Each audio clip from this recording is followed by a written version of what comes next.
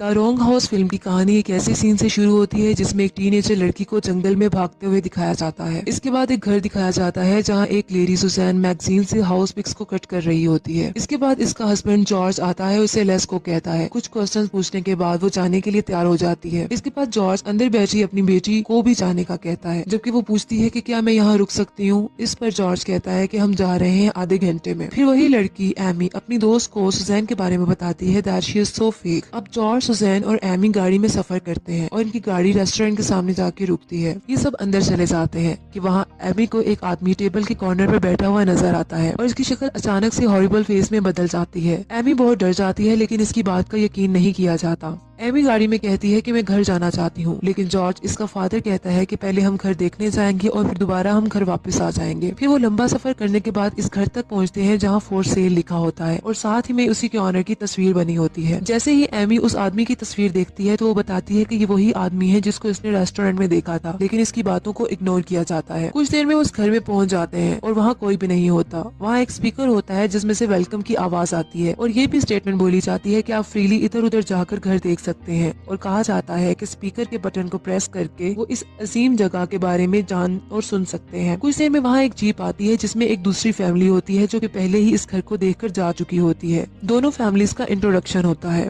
इसके बाद जॉर्ज की फैमिली गाड़ी में बैठकर चली जाती है जंगल की तरफ। जैसे ही इनकी गाड़ी जा रही होती है कि इनके सामने एक लड़की आती है और जमीन पर गिरकर जख्मी हो जाती है। ये सब उतरकर उसको देखते हैं और पूछते हैं कि क्या वो ठीक है। इसके मुंह से खून बह रहा होता है और मुंह से अजीबोगरीब आवाजें निकालती है और बहुत ही मिस्टीरियस वे से अपने हाथ से एमी के चेहरे को भी टच करती है। इमीडिएटली सेकंड फैमिली की भी जीप पीछे से आ जाती है और इन सबको अपनी गाड़ी में बिठाकर ले जाते हैं। सब दोबारा इस घर के सामने चले जाते हैं जहाँ फॉर सेल लिखा होता है। एक्चुअली अब दोनों फैमिलीज इस जगह पर ट्रैप हो चुकी होती हैं।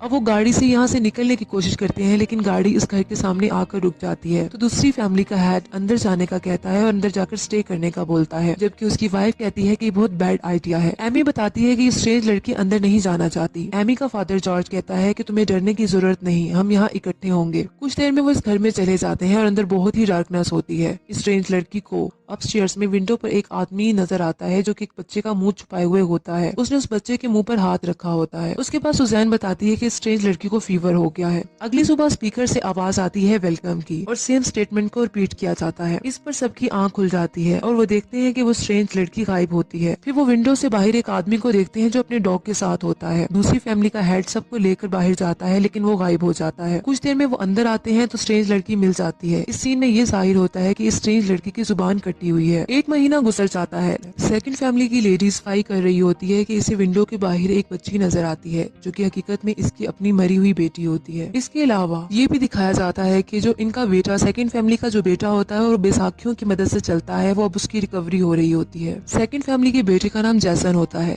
वो एमी के साथ घर से बाहर जाता है, जबकि जाने से पहले जैसन का बाप इसको रिवॉल्वर दे देता है ताकि वो अपनी प्रोटेक्शन कर सके। जैसन एमी के साथ होता है कि एमी को विंडो में से एक छोटा बच्चा नजर आता है। वो जल्दी से घर की तरफ भाग जाती है और अपने फादर को आकर बताती है कि मैंने एक बच्चे को देखा है। एमी के पेरेंट्स कुछ नोट्स और चीजें लेकर बैठे होते हैं और वहाँ एक पिक भी पड़ी होती है जहाँ उस बच्चे की तस्वीर होती है। तो एमी इसको पहचान लेती है और बताती है कि ये वही बच्चा है और सब अपस्टेयर्स की तरफ तेजी से जाते हैं लेकिन इस जगह कोई नहीं होता। जबकि डाउनस्टेयर्स में दूसरी फैमिली की लेडी एक बॉक्स ओपन करती है और इसमें से बहुत से पजल्स निकाल लेती है और इनको टेबल पर रख देती है। इसके बाद वो इन्हें सॉल्व करने का सोच रही होती है कि इसे पीछे से मम्मी की आवाज आती है। जब वो टर्न होकर देखती है तो इसकी छोटी बेटी, जिसको इसने विंडो से बाहर देखा था, वो इसके पीछे खड़ी होती है। वो औरत अपनी बेटी को गले लगा लेती है और इसकी पिन वगैरह सेट करती है। वो बच्ची कहती है कि मैं यहाँ नहीं रुक सकती और अपनी माँ के कान में विस्पर करती है। वो स्ट्रेंज लड़की सोफे पर लेटी सब देख रही होती है कि वो लेडी के पास कोई नहीं होता। वो एक्शन से किसी से गिले मिलने का कर रही होती है। अगले सीन में जंगल का व्यू दिखाया जाता है। इसके बाद डिनर टाइम होता है जिसमें से सुजैन कहती है कि मुझे पता है कि तुम कुछ जानती हो, लेकिन इस पर वो लेडी कहती है कि मैं कुछ नहीं जानती और मैं फॉल्ट पर नहीं हूँ। सुजैन उसे रूडली बात करती है जिससे वो बाहर चली जाती है। जैसे ही सेकंड फैमिली की लेडी बाहर जाती है तो वहाँ उसको अपनी बेटी दोबारा नजर आती है जो कि इसके कान में दोबारा विस्पर करती है। नेक्स्ट सीन में सुजैन को ख्वाब आता है जिसमें इसका हस्बैंड जॉर्ज को देखती है और वो बहुत वायलेंट होता है। इसके बाद वो सामने वाली कुर्सी पर वही आदमी रॉन को बैठा हुआ देखती है कि अचानक से सुजैन की आंख खुल जाती है और वो अपने हस्बैंड जॉर्ज से डर जाती है और कहती है कि तुम ऐसा नहीं कर सकते। डाउनस्टेयर्स पर बैठी एमी पजल्स को जोड़ने की कोशिश कर रही होती है और फिर दूसरी फैमिली हेड आ जाता है और उसके पास खड़ी स्ट्रेंज लड़की से से बहुत सारे क्वेश्चंस करता है। उसके बाद थोड़ा हाइपर हो जाता है। एमी का बाप इसे यकीन दिलाता है कि अंदर कुछ नहीं है, सब कुछ ठीक हो जाएगा और मैं तुम्हारे साथ कुछ नहीं होने दूंगी। अगले सीन में जंगल में एमी, सुजैन, जॉर्ज पहुंच जाते हैं और जैसन का बाप इनको पिस्टल दिखाता है और कहता है कि तुम एक एक करके निकलने की प्लानिंग कर रहे हो। एमी का फादर जॉर्ज बताता है ऑफ कोर्स नॉट।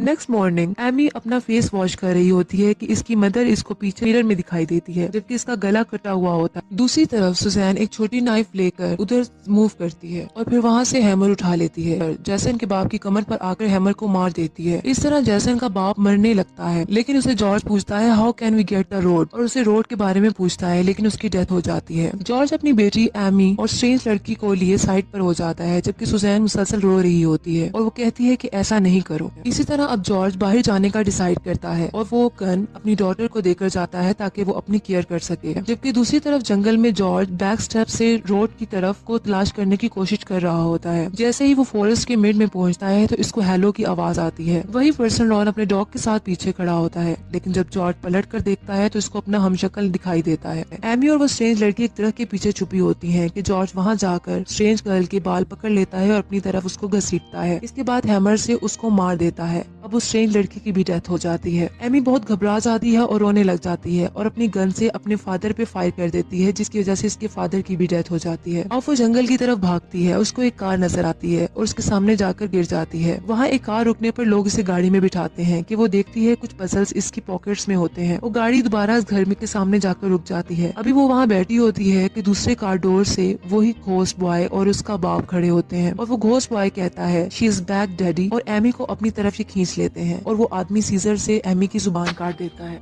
ये कम्प्लेक्स मूवी है जो बहुत से क्वेश्चंस छोड़ती है। राइटर इस मूवी की एक्सप्लेनेशन पर कहता है कि बेसिकली ये सब मर्डर घोस्ट बॉय और घोस्ट मैन कर रहे होते हैं, ह्यूमन बॉडीज को पोज करके उनके दिमाग को साइकोलॉजिकल टॉर्चर करते हुए। और आखिर में ये पता चलता है कि ये वही पुराना साइकिल है जो दोबारा से शुरू हो जाता है। जैसा कि हमें पता चलता है कि एमी की जुबान कट गई है और वो अब स्ट्रेंज गर्ल मानी जाती है। इसी फैमिली के लिए जो इस घर में जो फॉर सेल है देखने आएंगे। इसी तरह एमी इसी फैमिली की कार से टकरा जाएगी और वो फैमिली स्ट्रेंज गर्ल को स्ट्रेंज हाउस में ले जाएंगे और खुद भी ट्रैप हो जाएंगे और इन सब का मर्डर हो जाएगा। इसी तरह ये कहानी चलती रहेगी।